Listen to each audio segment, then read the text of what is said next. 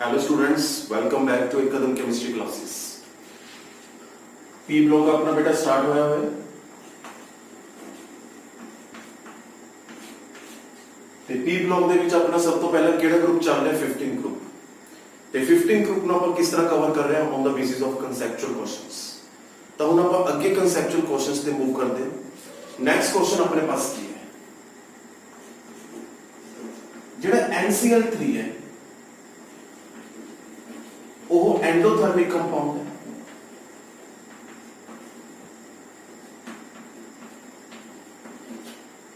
लेकिन जो NF3 है वो एक्सोथर्मिक कंपाउंड है। एक्सोथर्मिक एंडोथर्मिक मीन्स जिसदे विच एनर्जी ऑब्जर्व्ड, एक्सोथर्मिक मीन्स जिहदे विच एनर्जी रिलीज। हुण आपां ये देखदे हां व्हाट इज द रीजन कि NCl3 एंडोथर्मिक क्यों है ते NF3 एक्सोथर्मिक क्यों है। ਹੁਣ NCl3 अगर बनेगा तो NCl3 किस तो बन सकता है N2 plus Cl2 ਤੇ ਜਿਹੜਾ NF3 है बेटा ਇਹ किस तो बन सकता है N2 plus F2। ठीक, ਹੁਣ पूरी ਦੀ पूरी कहानी ਇਸੇ ਤੇ ਟਿਕੀ ਹੋਈ ਹੈ ਇਸ ਰਿਐਕਸ਼ਨ ਦੇ ਵਿੱਚ। ਸੁਣੋ ਹੁਣ ਧਿਆਨ ਨਾਲ, जिन्नी एनर्जी घट चाहिए होगी ते ज्यादा रिलीज होवे ओह प्रोसेस की बन जाता है एक्सोथर्मिक। ते जिस केस दे विच एनर्जी चाहिए ज्यादा है ते रिलीज घट हो रही है ओह प्रोसेस की बन जाता है एंडोथर्मिक। हुण जिहड़ा फ्लोरीन मॉलिक्यूल है, फ्लोरीन मॉलिक्यूल इहदी bond dissociation energy chlorine molecule नालों की हुंदी है घट। मतलब fluorine molecule highly reactive than chlorine molecule. तो इसका बॉन्ड जल्दी क्यों ब्रेक होता है क्लोरीन मॉलिक्यूल के कंपैरेटिवली? इसका रीजन की है? फ्लोरीन का साइज की छोटा, तो जो दो एटम सेम एलिमेंट का साइज छोटा हो ते मोर एवर उसके ऊपर लोन पेयर्स हो तो उन्हां लोन पेयर्स के बीच विचारे की होण लग जांदे रिपल्शन, जिसनूं आपां की कहते हैं लोन पे रिपल्शन। तो जो स्मॉलर साइज्ड एटम्स के ऊपर लोन पे रिपल्शन होती है तो वो दोनों एटम्स दूर दूर जाएंगे अवे फ्रॉम ईच अदर। जिस दिन दोनों एटम्स के बीच चले तो जो डिस्टेंस है वो इंक्रीज होएगा। डिस्टेंस इंक्रीज होने का मतलब की है कि जो दो एटम्स के बीच चले बॉन्ड लेंथ है वो की हो जाएगी इंक्रीज। तो जिन्नी बॉन्ड लेंथ इंक्रीज होती है उन्ना बॉन्ड जल्दी की हो जाता है ब्रेक। तो यही रीजन है bond dissociation energy of fluorine the chlorine नालों घट क्यों है, because bond length in F2 greater than Cl2। So bond strength in F2 less than Cl2। तो पहली चीज तो क्लियर होगी कि फ्लोरीन मॉलिक्यूल को एनर्जी घट चाहिए है क्लोरीन नालों। हुण आपां देखदे हां इसनूं एनर्जी घट चाहिए है ते फायदा की हो रहा है, किस चीज फायदा मिलूगा in terms of energy. NCl3 दे विच NCl बॉन्ड है ते NF3 दे विच NF बॉन्ड है। जेड़ा मॉलिक्यूल ज्यादा स्टेबल होएगा उस केस एनर्जी ज्यादा रिलीज होएगी ते वही प्रोसेस की बन सकता है फिर एक्सोथर्मिक। हुण ओदे विच एनर्जी ज्यादा रिलीज होएगी ओह ज्यादा स्टेबल होएगा जिहदा बॉन्ड स्ट्रॉन्गर होएगा। तो जेड़ा NF बॉन्ड है NCl के कंपैरेटिवली की है स्ट्रॉन्गर। ते क्यों स्ट्रॉन्गर है? वही कंसेप्ट है बेटा, बॉन्ड स्ट्रेंथ यदि क्यों ज्यादा है क्योंकि इसकी बॉन्ड लेंथ घट होगी। कंसेप्ट वही ने, घूम घुमा के क्वेश्चंस ओमी आ रहे हैं। तो इसकी बॉन्ड लेंथ छोटी क्यों है क्योंकि फ्लोरीन का साइज की होता है छोटा। अगर फ्लोरीन का साइज छोटा है तो दो एटम्स का इंटर न्यूक्लियर डिस्टेंस घट होएगा। किहड़े दो एटम्स? नाइट्रोजन ते फ्लोरीन। लेकिन क्लोरीन का साइज वड्डा है तो नाइट्रोजन ते क्लोरीन एटम का इंटर न्यूक्लियर डिस्टेंस ज्यादा होएगा। इस करके NF बॉन्ड की है स्ट्रॉन्गर, NCl बॉन्ड की है वीकर। तो अगर यह बॉन्ड स्ट्रॉन्गर है तो ओवरऑल यह मॉलिक्यूल NCl के कंपैरेटिवली की होएगा मोर स्टेबल। तो देखो अनस्टेबल का मतलब ਇਹਦੇ ਵਿੱਚੋਂ એનર્ਜੀ ज्यादा रिलीज होगी। तो वही कंसेप्ट आ गया। देखो एनर्जी चेंज ही घट है, रिलीज ज्यादा हो रही है, तो ओवरऑल यही प्रोसेस की बन जाएगा एक्सोथर्मिक। लेकिन इस चीज दे विच एनर्जी चेंज ही ज्यादा है, energy required to break the bond which is called bond dissociation energy, but energy release की हुई है घट। तो इसका मतलब यही पर की बन जाएगा अपने को process endothermic. Clear students? Next question.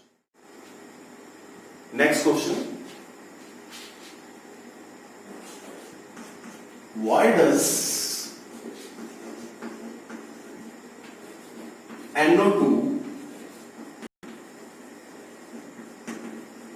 dimerize? ਜਿਹੜਾ NO2 ਮੋਲੀਕੂਲ ਹੈ ਉਹ ਡਾਈਮਰਾਈਜ਼ ਕਿਉਂ ਹੁੰਦਾ ਹੈ? ਉਹ ਆਪਣੇ ਹੀ ਮੋਲੀਕੂਲ ਦੇ ਨਾਲ ਕਿਉਂ ਜੁੜਦਾ ਹੈ? डाइमर का मतलब की होता है जिमें एक NO2 मॉलिक्यूल है, एक NO2 मॉलिक्यूल है, तीसरा इनू ਆਪਾਂ ਕੀ ਕਹਿੰਦੇ ਆ ਡਾਈਮਰਾਈਜੇਸ਼ਨ। ਤਾਂ ਡਾਈਮਰਾਈਜੇਸ਼ਨ ਕਾਰਨ ਕੀ ਹੋ ਸਕਦਾ ਹੈ? Think about it.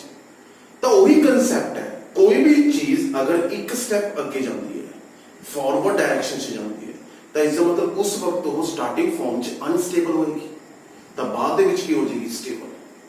ਤਾਂ ਇਸ ਦਾ ਮੀਨਿੰਗ ਇਹ ਹੋਇਆ कि NO2 डाइमराइज ताही हो रहा है जे NO2 मॉलिक्यूल अनस्टेबल है, ते N2O4 ज्यादा स्टेबल है, क्योंकि N2O4 का मतलब की है 2 into NO2। जो दो NO2 डाइमराइज होंगे ताही उत्थे आपां नूं की मिलेगा? N2O4। Now what is the reason why NO2 is unstable and N2O4 is more stable than NO2? is the reason है, देखो NO2 ਦੇ ਵਿੱਚ ਦੋ ਤਰ੍ਹਾਂ ਦੇ ਐਟਮਸ ਨੇ, ਇੱਕ ਨਾਈਟ੍ਰੋਜਨ ਤੇ ਇੱਕ ਆਕਸੀਜਨ। ਨਾਈਟ੍ਰੋਜਨ 'ਚ ਕਿੰਨੇ ਵੈਲੈਂਸ ਇਲੈਕਟ੍ਰੌਨਸ ਹੁੰਦੇ? ਨਾਈਟ੍ਰੋਜਨ ਦਾ ਐਟੋਮਿਕ ਨੰਬਰ 7, ਪਹਿਲੇ ਸ਼ੈਲ 'ਚ 2 ਇਲੈਕਟ੍ਰੌਨਸ, ਤਾਂ ਬਾਹਰਲੇ ਸ਼ੈਲ 'ਚ 5 ਇਲੈਕਟ੍ਰੌਨਸ, ਦਾ 5 ਵੈਲੈਂਸ ਇਲੈਕਟ੍ਰੌਨਸ। ਆਕਸੀਜਨ ਦਾ ਐਟੋਮਿਕ ਨੰਬਰ 8, ਪਹਿਲੇ ਸ਼ੈਲ 'ਚ 2 ਇਲੈਕਟ੍ਰੌਨਸ, ਤਾਂ ਬਾਹਰਲੇ ਸ਼ੈਲ 'ਚ 6, मींस कितने वैलेंस इलेक्ट्रॉन्स? 6 valence electrons. लेकिन कितने ऑक्सीजन एटम्स में? 2। तो इसका मतलब टोटल ऑक्सीजन के केस कितने वैलेंस इलेक्ट्रॉन्स हो गए? 12। तो 12 वैलेंस इलेक्ट्रॉन्स ऑक्सीजन दे ते 5 वैलेंस इलेक्ट्रॉन नाइट्रोजन दे, तो टोटल वैलेंस इलेक्ट्रॉन्स कितने होंगे? चेक करो 7। हुण सुनो ध्यान, चाहे अपने कोल बॉन्ड है, चाहे अपने को लोन पेयर है, दोनों केसेस दे विच ਤੁਹਾਨੂੰ ਕਿੰਨੇ ਇਲੈਕਟ੍ਰॉन्स ਨਜ਼ਰ ਆਉਂਦੇ ਨੇ? 2 electrons, that is even number. लेकिन ਉੱਥੇ ਆਪਣੇ ਪਾਸ ਕੀ ਆ ਰਿਹਾ ਹੈ? Odd number. ਤਾਂ 17 ਦੇ ਵਿੱਚੋਂ 16 ਇਲੈਕਟ੍ਰॉन्स ਤਾਂ ਤੁਹਾਨੂੰ पेयर ਫਾਰਮ 'ਚ ਨਜ਼ਰ ਆਉਣਗੇ। मींस हर एक ऑर्बिटल ਜਾਂ हर एक बॉन्ड ਤੁਹਾਨੂੰ पेयर फॉर्म 'ਚ नजर आएगा। लेकिन उस तो बाद ਉਹਦੇ ਵਿੱਚ ਇੱਕ ਇਲੈਕਟ੍ਰੌਨ ਰਹਿ ਜਾਏਗਾ ਜਿਹੜਾ ਕਿਸੇ ਦੇ ਨਾਲ पेयर फॉर्म 'ਚ नजर नहीं आएगा। ਤਾਂ ऐसे इलेक्ट्रॉन करके दैट इज ओड इलेक्ट्रॉन, ऐसे ओड इलेक्ट्रॉन करके NO2 मॉलिक्यूल की ਹੁੰਦਾ है अनस्टेबल। ਤਾਂ ਜਦੋਂ ਇਹ NO2 है जिस ਦੇ ਵਿੱਚ ਇੱਕ coordinate bond with oxygen and double bond with other oxygen, ਜਦੋਂ NO2 ਦਾ ਇਹ ओड इलेक्ट्रॉन दूसरे NO2 ਦੇ ओड इलेक्ट्रॉन ਦੇ ਨਾਲ बॉन्ड ਬਣਾਏਗਾ, ਤਾਂ ਚੈੱਕ ਕਰੋ ਹੁਣ ਪੂਰੇ ਦੇ ਪੂਰੇ ਮੋਲੀਕਿਊਲ ਦੇ ਵਿੱਚ ਕੋਈ ਵੀ ओड इलेक्ट्रॉन नहीं ਹੋਏਗਾ। ਕਿਉਂ? ਕਿਉਂਕਿ ਇਹ ਵੀ ओड ਸੀ, ਇਹ ਵੀ ओड ਸੀ।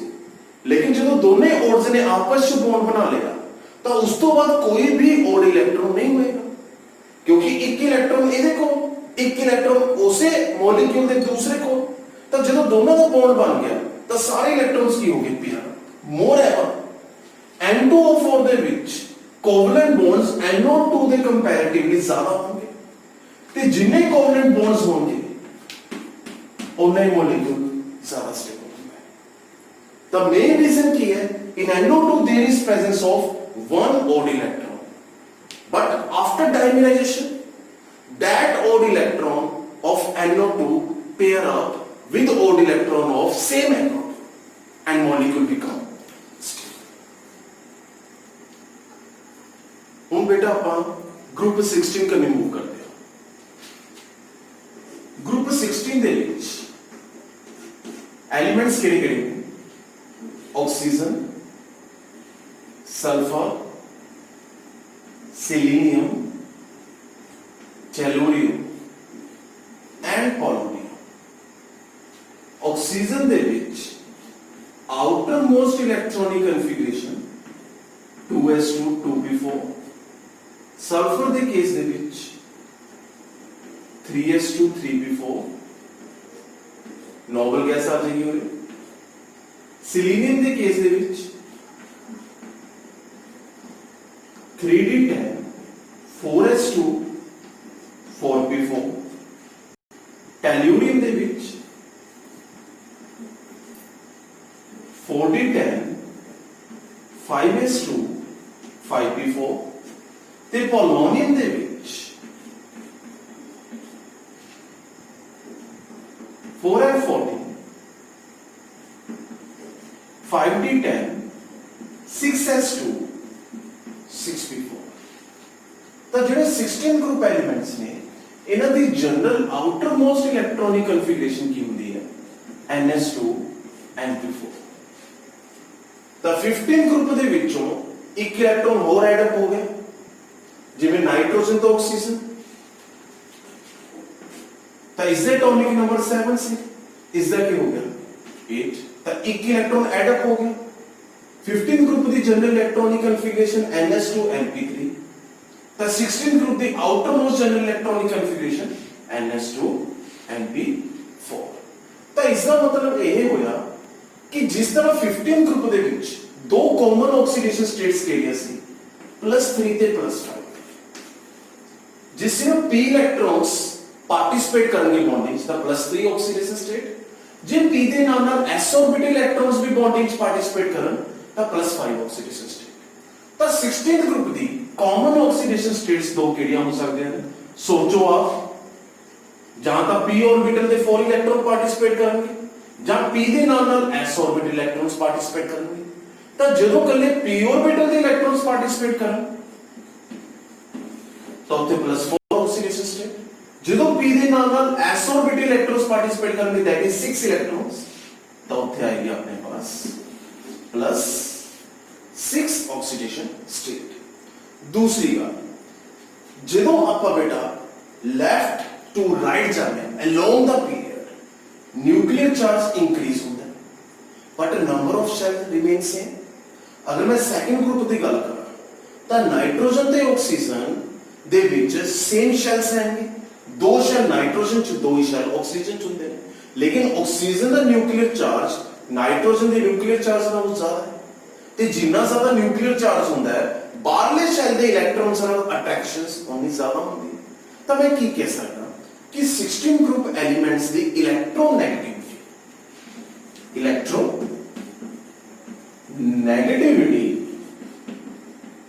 ज्यादा होगी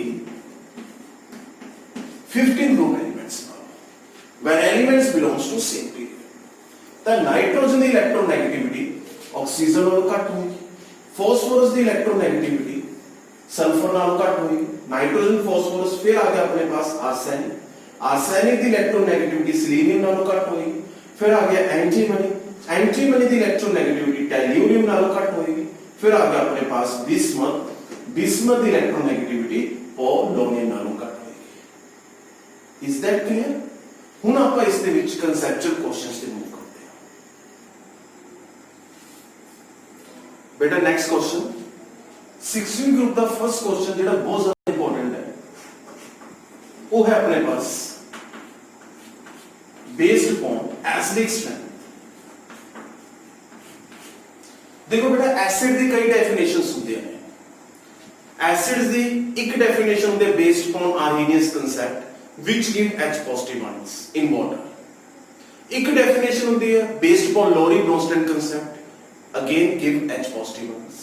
एक होता है Lewis concept having tendency to accept non-bonding electrons। तो तो हुन मेरे पास अगर दो मॉलिक्यूल्स ने, one is H2S, another one is water, ठीक। तो हुन आप इस देखते हैं कि केड़ा स्ट्रॉन्गर एसिड है, किसी एसिडिक स्ट्रेंथ ज्यादा है।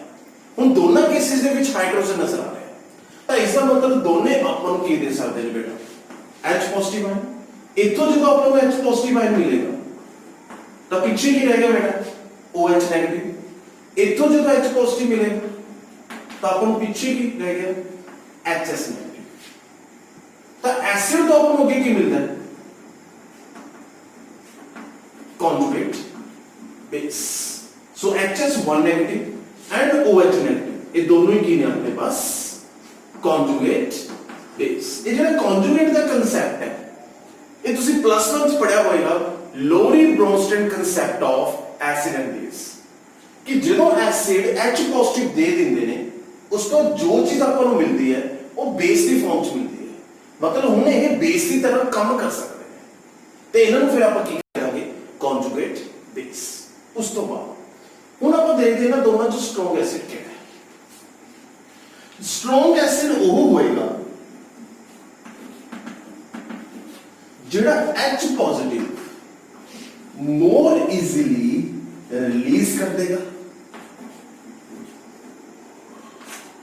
जिन्नी जल्दी H पॉजिटिव रिलीज होएगा उतना ही ज्यादा की होएगा स्ट्रॉन्ग एसिड। हुन ये देखना पड़ेगा कि H पॉजिटिव दोनों चों किस केस च मोर इजीली रिलीज होएगा, जिस दे विच एलिमेंट हाइड्रोजन बॉन्ड जल्दी ब्रेक हो जाएगा ते एलिमेंट हाइड्रोजन बॉन्ड उस केस से जल्दी ब्रेक होएगा जिस एलिमेंट का साइज की होएगा बड़ा। जिस एलिमेंट का साइज बड़ा होएगा उसका हाइड्रोजन के नाल इंटरन्यूक्लियर डिस्टेंस ज्यादा होएगा, ओदी बॉन्ड लेंथ ज्यादा होएगी ते वो बॉन्ड इजीली की हो जाएगा ब्रेक, एंड आफ्टर ब्रेक आपन की मिल जाएगा H पॉजिटिव। ते हुन ये चीज भी ਤੁਹਾਨੂੰ पता है बेटा कि moving from top to bottom down the group size of element increases. क्यों?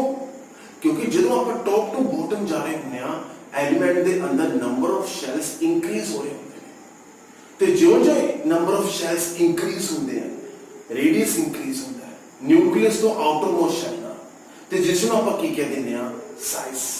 So the size of sulphur greater than size of oxygen. तो इसका मतलब HS बॉन्ड जल्दी ब्रेक होएगा ते उथों अपन की मिल जाएगा H पॉजिटिव। या इन अदर वर्ड्स मैं यही कह सकता कि स्ट्रॉन्गर एसिड वो होएगा जिदा कॉन्जुगेट बेस ज्यादा स्टेबल होगा, क्योंकि जेडी चीज पहला स्ट्रॉन्गर है इसका मतलब वो बहुत ज्यादा अनस्टेबल है ते H पॉजिटिव देने तो बाद वो की हो जाएगी स्टेबल। स्टेबल का मतलब की होएगी weak। So every strong acid have weak conjugate base, so H2S is stronger acid than water। क्यों? ਇਹਦੇ ਦੋ रीजन ਨੇ बेटा, दोनों ਚ ਤੁਸੀਂ कोई भी रीजन लिख सकते हो। एक तो ਤੁਸੀਂ एक्सप्लेन कर सकते हो on the basis of bond length, that is on the basis of size of central atom, या फिर ਤੁਸੀਂ एक्सप्लेन कर सकते हो on the basis of stability of conjugate base। So H2S is stronger acid than water because the size of sulfur atom is greater than the size of oxygen, so SH bond will break easily than OH bond। In other words, H2S is stronger acid than water because conjugate base of H2S, that is HS1 negative, is more stable than the conjugate base of water, that is OH negative। तो यह ज्यादा stable क्यों है? क्योंकि जितना size बड़ा होता है नेगेटिव चार्ज उन्ने ज्यादा एरिया दे विच डिस्ट्रीब्यूटेड होता है। जितना ज्यादा एरिया होएगा वही नेगेटिव चार्ज ज्यादा डिस्ट्रीब्यूटेड होएगा, ते उसने अटैक करना उतना ही मुश्किल होएगा, क्योंकि नेगेटिव चार्ज जितने स्मॉलर रीजन च होता है उससे पॉजिटिव चार्ज का अटैक उन्नी जल्दी होता है। तो अगर मैं तुमको पूछा कि बैकवर्ड रिएक्शन किस केस से जल्दी होगी, जिदे विच स्टेबिलिटी कॉन्जुगेट बेस दी घट होएगी, जिदे विच negative charge electron density smaller region दे विच कंसंट्रेटेड होगी, वो केड़ा होएगा OH नेगेटिव। यह की है लेस स्टेबल, ये की है more stable. Next question, SF6 is known but SH6 is not known। मैं जेड़ा SF6 है ये तो एग्जिस्ट कर सकता है, डज एग्जिस्ट, ये बन सकता है, बट जेड़ा SH6 है ये नहीं बन सकता, डज नॉट एग्जिस्ट। कारण की है, जेड़ा अपने पास SF6 है, सब तो पहले तो ये देखो कि ਇਹਦੇ ਵਿੱਚ 6 ਫਲੋਰੀਨਸ ਨੇ ਸਲਫਰ ਨਾਲ ਬੌਂਡ ਬਣਾਇਆ ਹੋਇਆ ਹੈ, ਜਿਸ ਦੇ ਵਿੱਚ ਸਲਫਰ ਦੀ ਆਕਸੀਡੇਸ਼ਨ ਸਟੇਟ ਕੀ ਆ ਗਈ ਹੈ, ਇਹਨੂੰ ਆਪਾਂ x ਕੰਸੀਡਰ ਕਰਾਂਗੇ। 6 ਫਲੋਰੀਨਸ ਨੇ, fluorine the oxidation state -1, ਯੂਨੀਵੈਲੈਂਟ is equal to 0, so here x comes out to be +6। ਤਾਂ +6 ਦਾ ਮਤਲਬ ਕਿ ਸਲਫਰ ਦੇ s ऑर्बिटल इलेक्ट्रॉन्स भी पार्टिसिपेट कर रहे हैं बॉन्डिंग च, ਤੇ p ऑर्बिटल इलेक्ट्रॉन्स भी पार्टिसिपेट कर रहे हैं। ਤਾਂ इसका मतलब ਜੇ ਕੋਈ स्ट्रांग ऑक्सीडाइजिंग एजेंट ਹੋਊਗਾ ਤਾਂ ਹੀ ਸਲਫਰ ਤੇ ਉਹ s ऑर्बिटल इलेक्ट्रॉन्स ਦੇ ਨਾਲ ਬੌਂਡ ਬਣਾ ਪਾਊਗਾ, ਤਾਂ ਹੀ ਉਸ ਦੀ ਉਹ ਹਾਇਰ ਆਕਸੀਡੇਸ਼ਨ ਸਟੇਟ ਤੱਕ ਉਸ ਨੂੰ ਲੈ ਕੇ ਜਾ ਪਾਊਗਾ, ਕਿਉਂਕਿ ਸਲਫਰ ਦੀ ਜਿਹੜੀ ਲੋਅਰ ਆਕਸੀਡੇਸ਼ਨ ਸਟੇਟ ਹੈ ਉਹ +4 ਹੈ, ਜੇ ਸਿਰਫ p ऑर्बिटल ਦੇ ਇਲੈਕਟ੍ਰॉन्स ਬੌਂਡਿੰਗ ਚ ਪਾਰਟਿਸਿਪੇਟ ਕਰ।